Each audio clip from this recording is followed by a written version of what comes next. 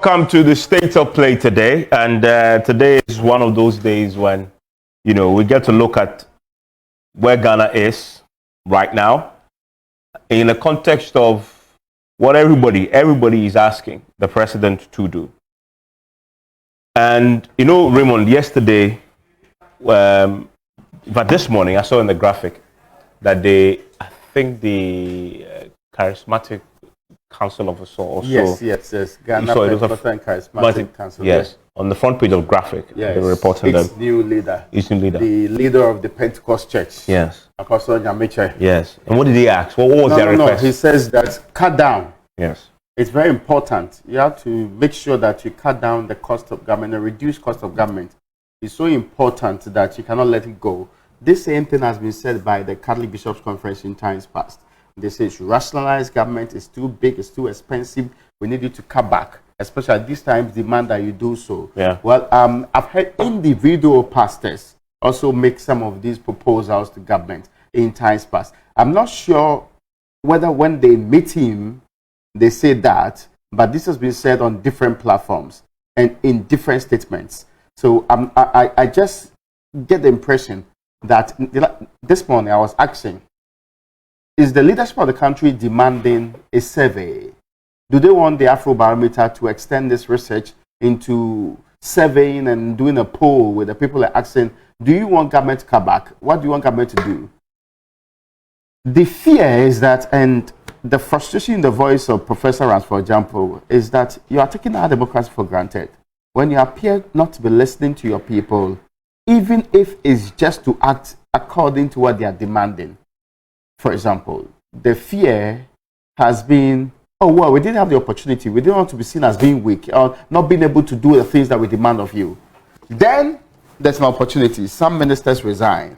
Some, of course, before even the ministers resigning, there was a massive clamor for the removal of the finance minister, which should go along with the demand for government to be reduced to reasonable size. That reflects the current situation we find ourselves in. But government had the opportunity and did reorganization. This is a beautiful opportunity. A very wonderful. The president in fact, because see, you don't want to be seen as people telling you, oh no, they said I should resign. Yeah. I should remove people, so I removed them. But you had opportunity. Some resigned on their own. 3 senior ministers resigned on their own. Chieftaincy, trades, agric, they all left on their own. Yeah. You sacked one minister of state at the office of the president.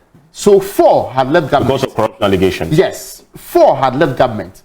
In less than a year, the expectation was that within this period, you would have taken advantage of that and said, no, now I'm reorganizing fully and cutting back. Some had proposed, including the majority leader. His proposal was that we needed only a cabinet team of 90 people to run this country. Yeah. To him, if you're not sitting on that table, you don't qualify to participate in any relevant conversation in this country. Because that's where the big things happen in this country anyway. So if you're not in cabinet, really, you're not a minister worth wasting time on. And that ministry is not worth keeping. The other people have suggested that cut it to 2040 and even remove all of these regional ministers, the deputy ministers. The Constitution of the Republic of Ghana says a deputy minister is only assigned duties by his substantive minister. As in, he is there to assist the minister. In energy, we had about 2 or 3 deputy ministers. Yeah, for different departments and all of that. In the same energy, sector, we have various units and departments. Some of the parastatals and the energy, they are big enough to actually occupy the size of a ministry. And yet, given the wonderful opportunity, the president just did some musical chairs. Deputy minister upgrade to local government, minister of state, deputy minister upgrade to minister of state at the office of the finance ministry. Then some deputy minister are changing hands because of lack of cooperation or the difficulties that may come from that. And that's basically what ended it. Bringing on board the likes of Stephen Amoah to replace the chieftaincy minister who had resigned.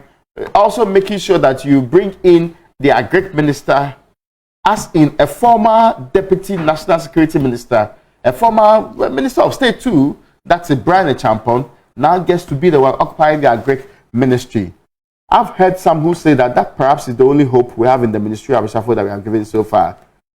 And that the call for Ken Ofori-Atta to be removed was so important that when you bring in Mohammed Amin Adams, it doesn't solve the problem 50%. The Minister of State may just be there to do a single job. That Minister of State cannot direct the Finance Minister, cannot restore the integrity missing and all the things that people have, the problem people have with the Finance Minister. Not long ago, a very strong team, the individual bondholders, had sat with government and government-specific committee to tell us where we can cut back.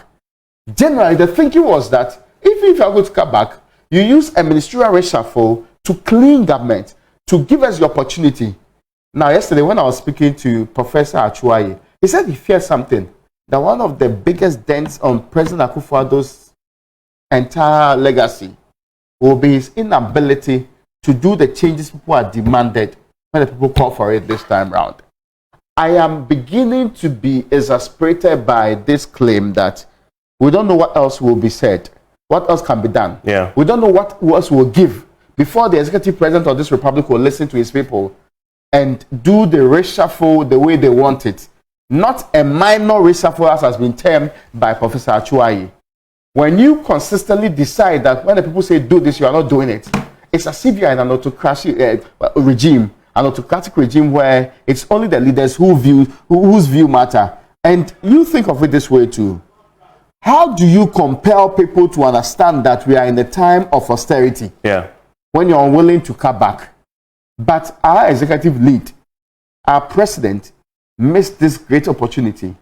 Once in a lifetime opportunity.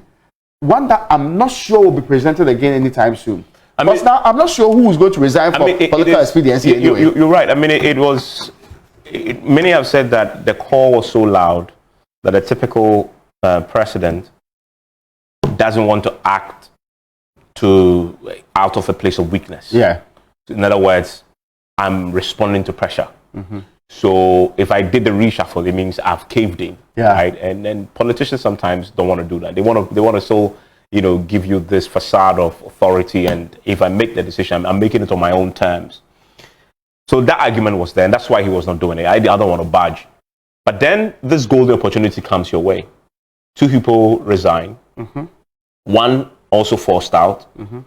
You are left with vacancy that needs filling. And you can take advantage of that easily and then restructure people out and have a leaner government. And then he doesn't only fail to seize that opportunity. What then happens is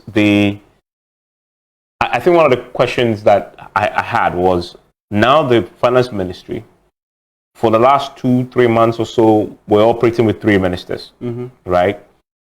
And in the midst of the economic crisis, where the finance ministry is is superintending over austerity, asking everybody else to sacrifice, asking individual bondholders to take a hit.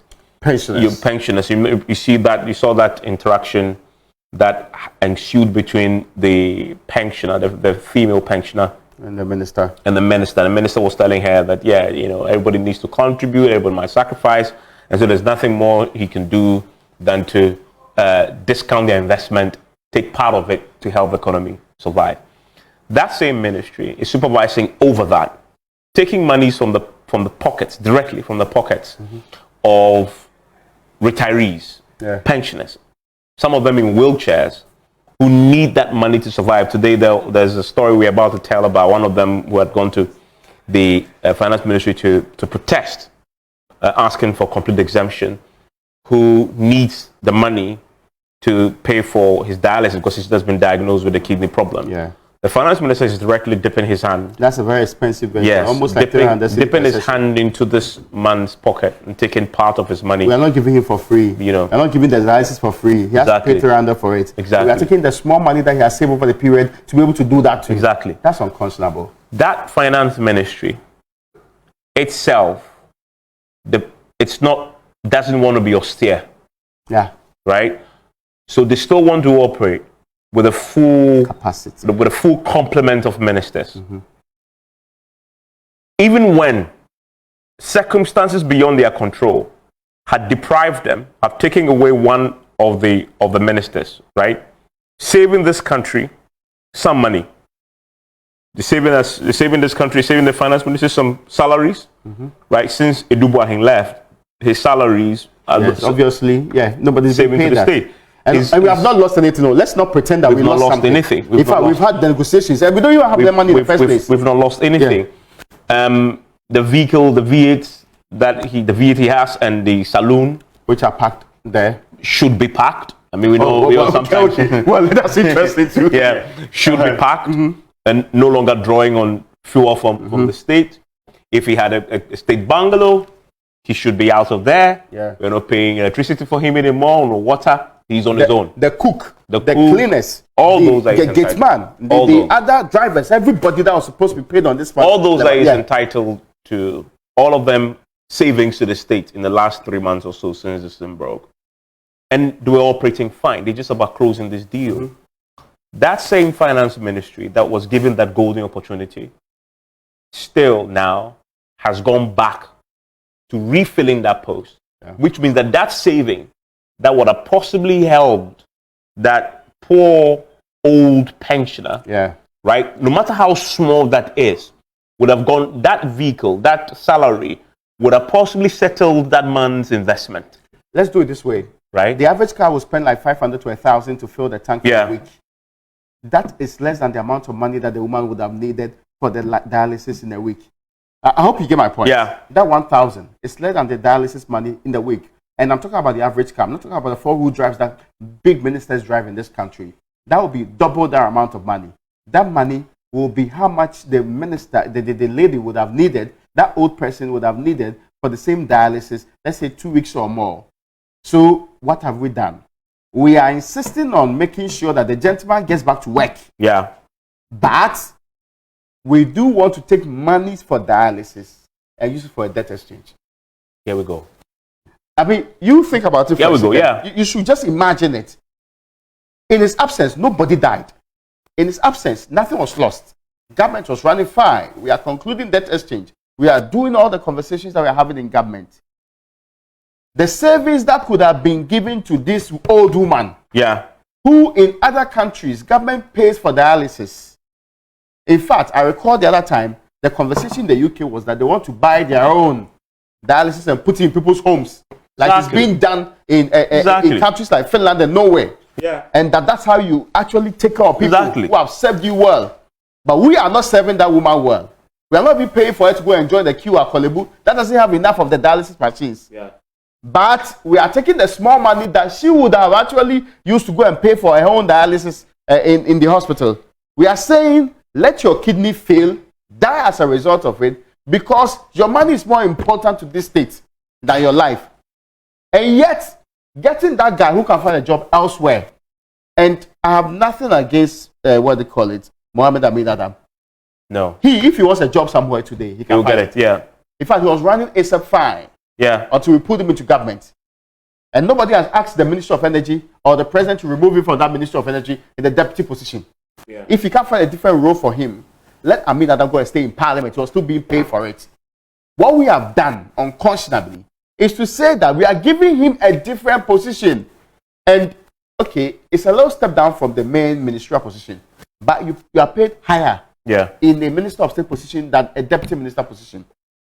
So what that we are doing is that we elevated him when we could have just left that space still open so that we will not take money from poor people.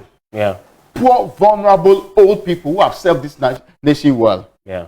If the finance minister, if the executive president of this country was that woman, he would not be happy. But we accept another Ghanaian, this kind of, all in the name of having the full complement of government. Just at the time that everybody is saying downsize. At least you pretend you don't know that this system you're running is deficient and that the numbers are not up to the number that you want. Or the system you're running, you will not do any measures of it. Just keep it where it was. At least let the resignation stay. Yeah. Promote the deputy ministers who are just at the beck and call of their ministers, doing virtually nothing, attending programs that were useless, giving speeches on behalf of their ministers, speeches that did not need to be given in the first place, which could have been done by directors, deputy directors, or even PRs in ministries. These people are just there doing no work. They are being paid very well. And yet, we still felt the need to bring in more people into government and also replace those who are actually left government. Some say it's tone deafness. Yeah. But I mean, at some point, I don't know what else we have to tell the leadership of this country that show we are in crisis. Let the crisis reflect in your conduct. It is not enough packing people in buses and pretending that that's the way to transport them across the country. What is required is you being bold enough in the press and saying that, listen, I know what we are happening. What's happening in this country? These are the rest of the ministers. After all, you have 2 years to leave. You've done 6 good years with the full complement of your government. At some point in time, this government had over 120 of them as a team. It's historic, actually. Yeah. The fact that he's done it. At some point in time, and we're told at that time that that is what is needed to deal with the problem we have in this country. But the president told us when the questions were raised that wait and see the outcome. Yeah. He was making the point to us that the end will justify the means. Yeah. That's what, and the end really is the biggest economic crisis of our generation. Yeah. So the president is, in essence, his own pronouncement at the beginning of his first term has come full circle now. That's true. Because he told us, measure the outcomes. Don't criticize the numbers. Measure, let the outcome influence how you judge the numbers. Yeah. The outcome is now the jury is no longer out. Yeah. I mean, the jury has delivered its verdict. That's true. Which is what we have. That 120 delivered a debt exchange program. Exactly. 120 delivered inflation of 54%. Yes. 120 delivered a situation where we are begging other countries to go and beg other countries, or our country will collapse. Also delivered the worst downgrade of our time from all the rates. In fact, in our history, this CCAA, all the things, we never dreamt of ever going there. Never happened. I mean, I need to make a point about this is not a commentary on the competence or otherwise of the individuals who have been moved around. We're not saying that they are not competent. We are just saying that they themselves will become victims of the president's inability to downsize. Because let's be frank about it. The Agric ministry is a cabinet position. That's true. So as for that, I mean, well, the Constitution says 19. Yes, government determines which one's cabinet. It determines, but I mean, you have to put in Agric because there's most of your flagship. So you can't do anything about it. Yeah. So even if the president was downsizing, he would need an Agric minister.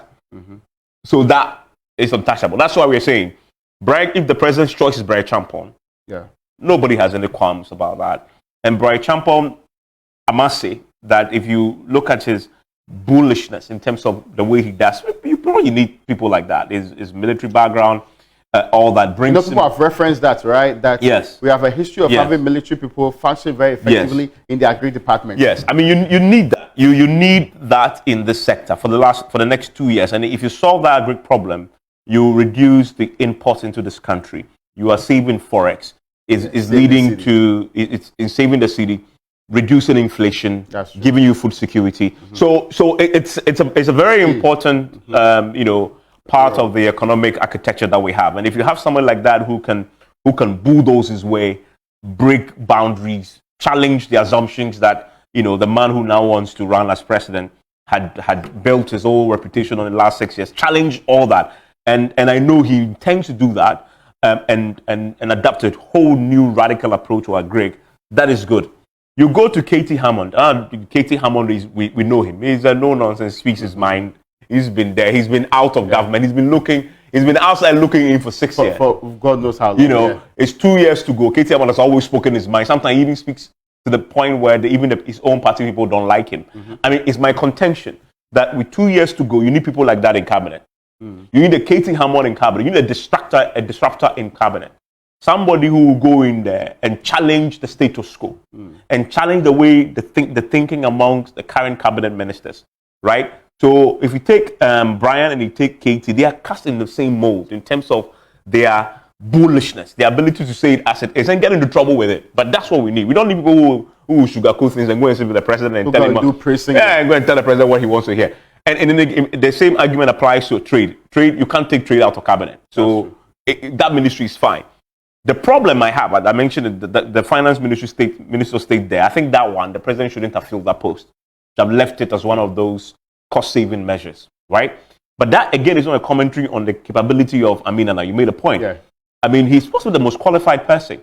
If you look at the current people who are occupying the deputy positions, and when you're a minister of state, you're effectively a deputy to the minister. Yeah. You know, but it's just a designation. I mean, if you look at the current people there now, I mean, Adam is as qualified as them, if not more. That's true. So I don't have a problem with that. Of course, there are other people that have moved in the deputy ministerial position, shifted around, like Sticker. I mean, who, of course, the jury is out on. I mean, but we would see. I mean, we'll give it the benefit of the doubt for now. But let's see his so, work. how do we assess a deputy minister who's only to assist the minister? I mean, after that, it's difficult because you move when the minister says move. Yeah. You remain with them. The minister wants. If the minister wants you to stay in office 100%, yeah. So it's really a fruitless exercise to even try and assess those. So the point I wanted to get out of the way, don't get it. It's not about the individuals. It is about the principle of the size of government and the signaling to all of us in the market in these times that I want to do something about it. And that is why this is a Y3n obiaa reshuffle, right? That's true. Because he decided that, everybody else is asking me to downsize, even the church, right? And the president is famous for touting how important the church was in helping him. He's building a cathedral for them. Absolutely. And yet, the charismatic, say what's their name again? The Ghana Charismatic and Pentecostal churches. Actually. Yes. The same group of people you are building a whole cathedral for, that you are actually hanging your own reputation, legacy on to build, are telling you this is the one thing they want you to do. And then when you have an opportunity to do it, you say, oh, I mean, I don't care. Yeah. I mean, I'm not going to do it. And then you do something else.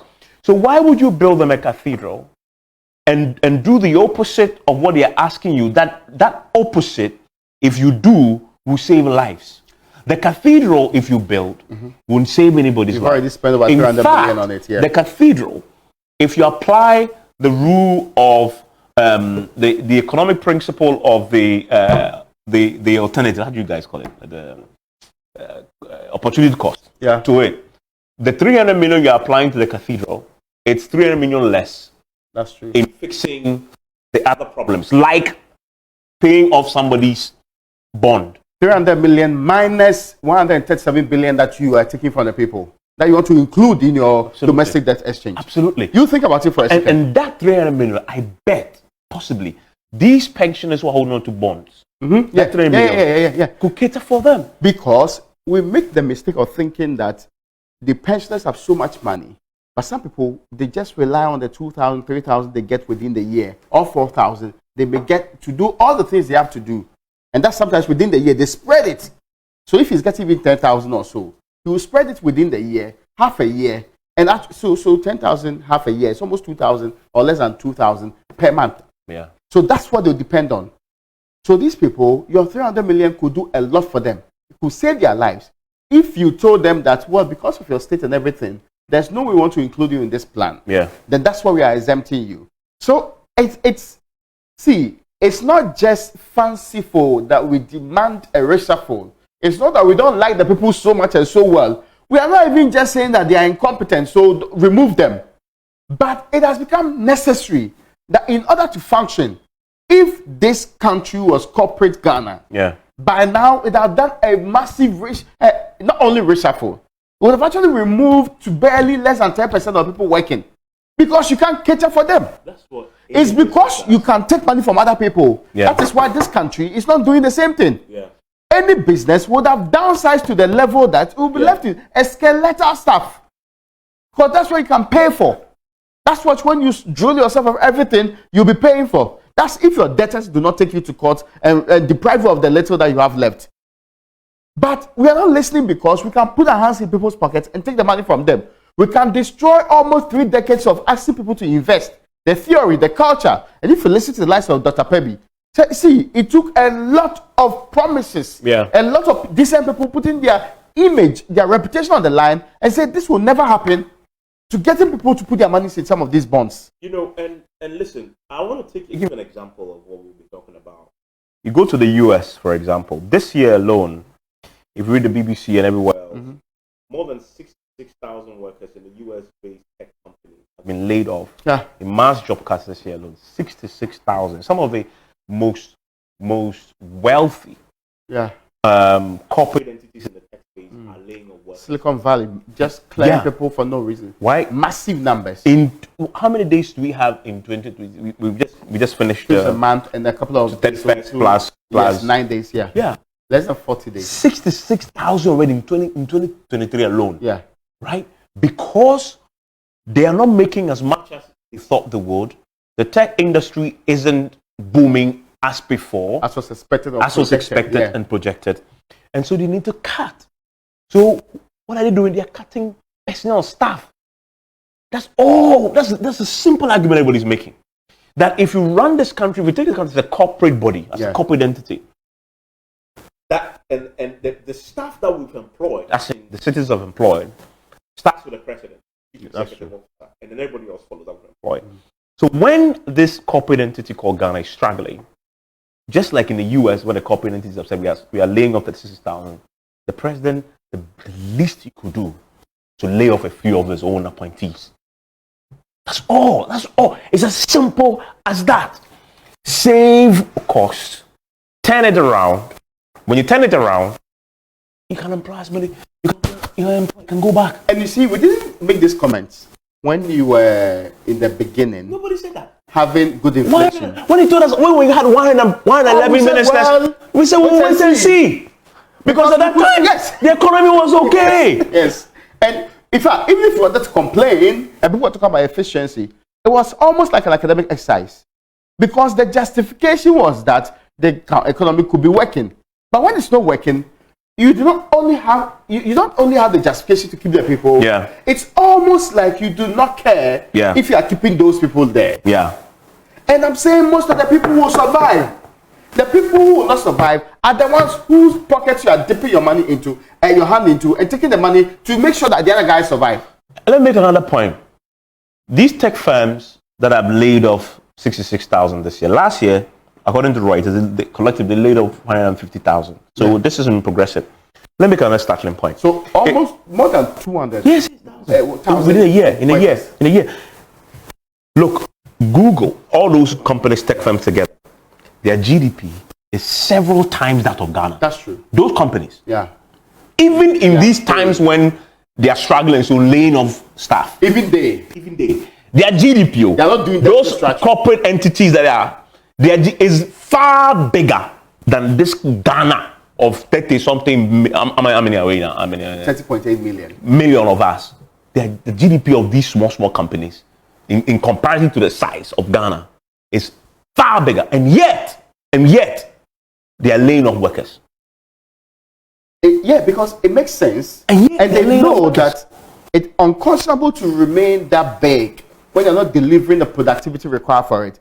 And Evans, this is not a conversation about productivity, right? It's a conversation about survival. That when you tell your colleagues that please, Germany, go and beg China for us, okay? And you tell your own people that if we don't do domestic debt exchange, we are going to collapse in the next month. And that without the IMF coming on board, we are toast, 100% gone.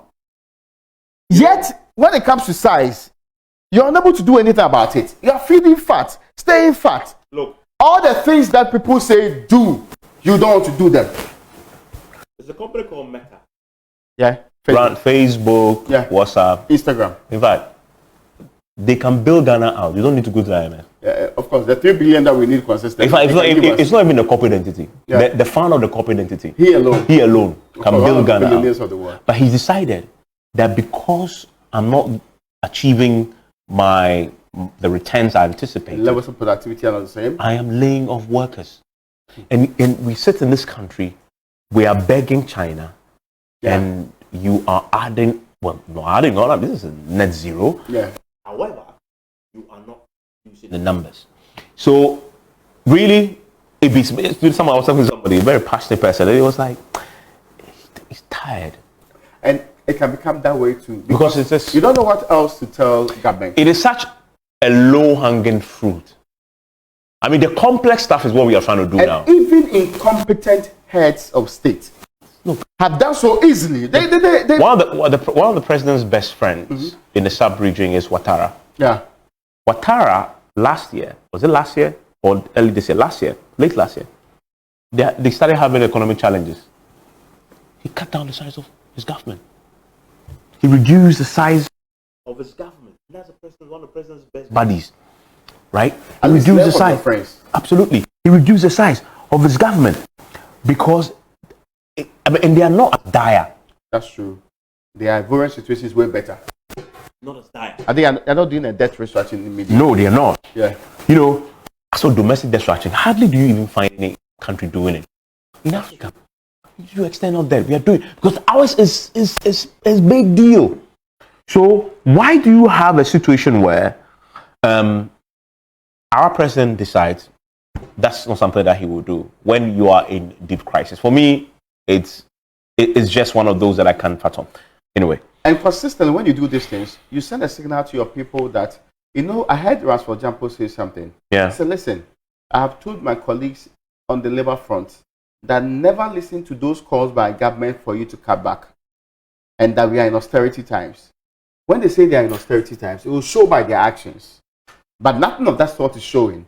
So we do not have any pity on government at all. Yeah. Our demands remain high. Our consistent engagements are important because the signaling is poor. I mean, this is February this year, right? Yeah. Hopefully, government will be able to weather the storm by the next month when it gets an IMF deal and all of that. But another period of austerity will be ushered in.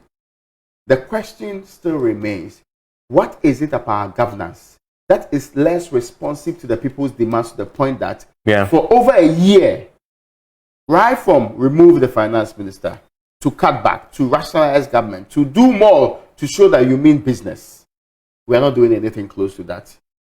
Perhaps our conversation should also be shifting to how defective, okay, so there's a grouping that's describing our democracy as flawed. Yeah. And the flawed will be that we might have signs that indicate that we do elections and all of that, we are in the democratic state. Yeah. But when the levers of accountability and rule of law are not so functioning, you clearly will have a flawed state. A flawed state, that means that when you vote for the person feels that they have become a dictator and you can never influence their actions. Mm-hmm. My final point, and we'll close. So I cited the Ivory Coast example. So guess what? The Ouattara, before he did this new list of ministers, had 40 ministers. Mm-hmm. He cut it down to 32. And you know the opportunity that he took? He did it after a cabinet minister resigned. Yeah. Yeah. As if it's the same designer we have. Prime Minister Patrick Acquah resigned. And he said, okay, if you resign, I need to replace you. I'm rather going to take advantage and do a reshuffle. But in doing a reshuffle, I am going to reduce my size of government. We started by telling that's the same opportunity the president had. And same yet, opportunity. You had two cabinet ministers resigning, and an opportunity to follow other minister to follow your good friend Ouattara's example, and reshuffle and reduce. He did the very opposite of that. Enjoy the rest of your day.